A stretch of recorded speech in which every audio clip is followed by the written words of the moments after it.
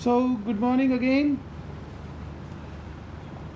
I'm going to take up the second part of this chapter, The Midnight Visitor.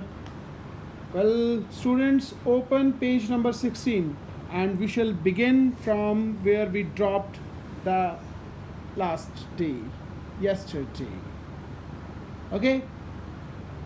And we had finished at the third paragraph, right? At this particular point, but they haven't. Here we had dropped something. Okay, so now we have to start. Now up to this particular point we have read rather कि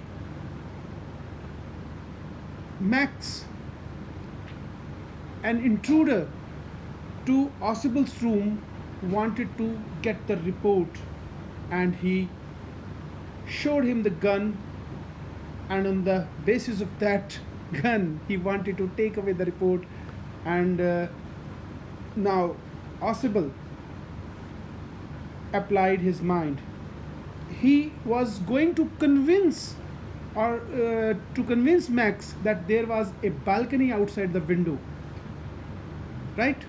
This is the most important point here in this chapter.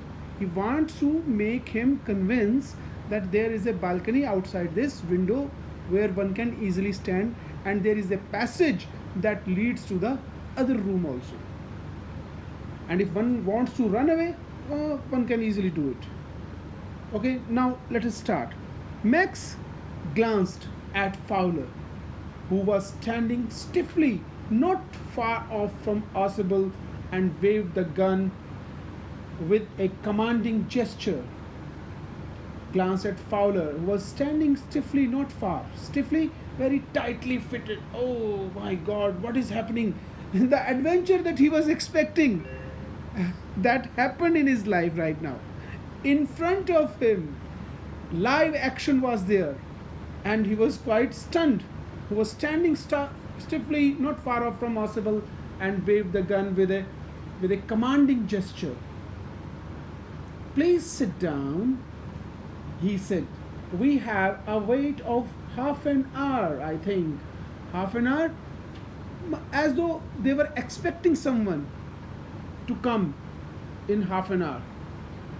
31 minutes means what they were waiting for? They were waiting for the report that was to come there. He said, for which Max had come.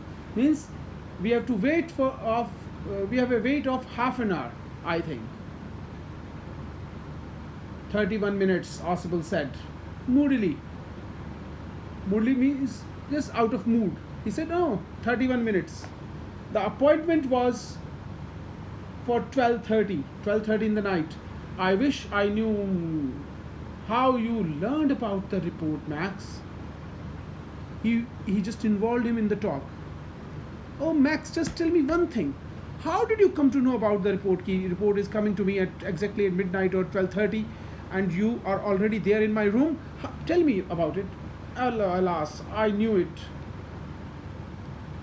Kash pata hota mujhe. Just like that. This sort of action was there.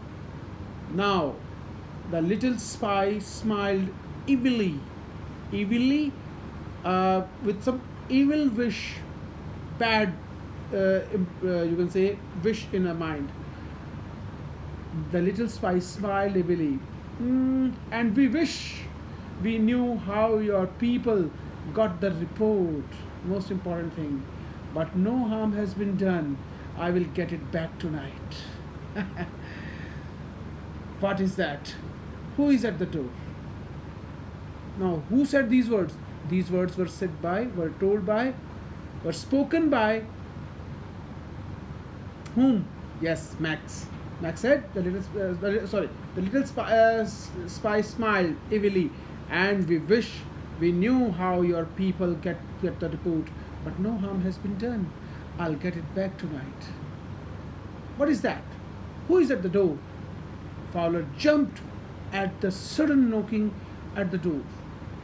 Oh my God, someone is there outside at this time? Ossible Cat smiled. That will be the police, he said. I thought that such an important paper as the one we are waiting for should have a little extra protection. So I told to check on me to make sure everything was right. Everything was right. So what? Here. He just wanted to make sure that everything was right. Means somewhere. He said he so when there was a knock at the door, no? So then Max said, "Oh, who can be at the door at this time?" And he said, "I had already informed the police that some important papers I'm awaiting, and so you must give me a little bit extra protection." Then that must be police at the gate. Oh God! He said, "No, I told them to check on me to make sure everything was all right." Max bit his lip nervously. Max bit his lip nervously. Why? Why he just bit his lip nervously? Because he was a little bit terrified. Oh my God, how police can come at this time? The knocking was repeated. Knock at the door was repeated. Knock, knock. What will you do now, Max? Oswald asked. If I do not answer the door, he said. What will you do now, Max? Oswald asked. Oswald, police is there at the gate. What will you do now? If I do not answer the door, they will enter anyway, and the door is unlocked, and they will not hesitate to shoot even. You are inside, the report has not come, and police has already come, and if they see you, suddenly they might shoot you. Max's face was black with anger as he backed swiftly towards the window. He ran towards the window. He swung a leg over the sill. You must be seeing the photo now. Leg over the sill. One leg outside. Sill means the window sill, the frame, right? One leg was outside, as though he was trying to jump outside the window. To where? To which particular part? Yes, according to him, there must be balcony outside. Yes, the face was black with anger as he backed swiftly towards the window. He swung a leg over the sill. Send them away! Send them away! He warned. I will wait on the balcony. Send them away, or I will shoot and take my chances. Means if you didn't just shoo the police away, I would shoot you. The knocking at the door became louder, and a voice was raised. Mr. Oswald, Mr. Oswald. Oh, was there at the door. Again, keeping his body twisted so that his gun still covered the fat man. You're seeing in the window, in the photo there. Look at the window. Sorry, the photo. Yes, the man is pulling one leg outside and still holding the gun in his hand and pointing towards both of them. And see, Oswald is sitting in a relaxed manner. Yes, on the chair. A fat man and his guest. The man at the window held the frame with his free hand to support himself, and then he swung his other leg up over the windowsill. Means he wanted to jump over the balcony. But there was a trick. The doorknob turned. Swiftly, Max pushed with his left hand to free himself from the sill and dropped to the balcony. Means he jumped to the balcony, and then, oh God, what happened? He dropped screamed once. He heard a scream. Scream is cry. Oh, what happened? Once, shrilly, very sharply, a big cry that was heard. What happened actually? The door opened and the waiter stood there with a tray in his hand. Tray, bottle, and 2 glasses. Here is the drink you ordered for you return. For your turn. Who was there? Waiter at the gate, and he was waiting with his order. Actually, there was no police, it was waiter only. He said and set the tray on the table.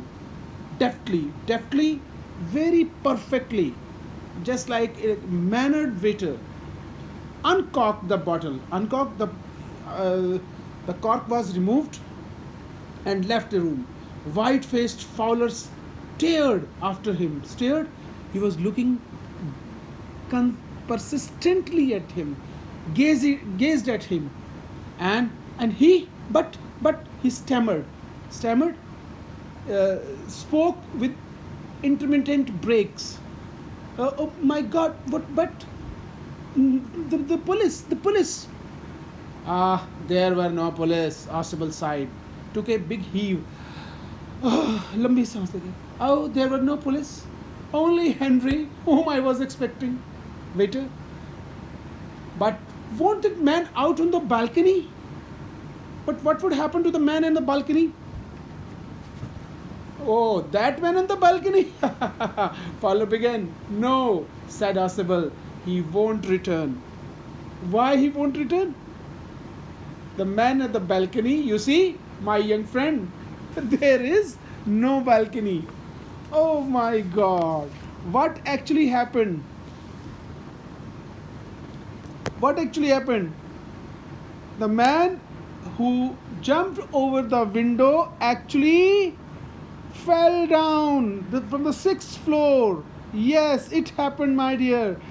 There was no balcony. He had made pretension only. He was pretending that there was a balcony. He was making a plan. It was a part of his plan. I would just ask him. There is a balcony outside, and he could go there. And when it was midnight, he couldn't see. And when he jumped in the guise of a balcony there, but there was no balcony, and he fell down from the 6th floor. So by applying his mind and his wit, Ausable saved himself, and the important paper was still in his hand. So my dear children, that marks the end of the story, and we shall do the exercise of this particular chapter right now. So question, we shall start with question number 1 from page 14. Okay.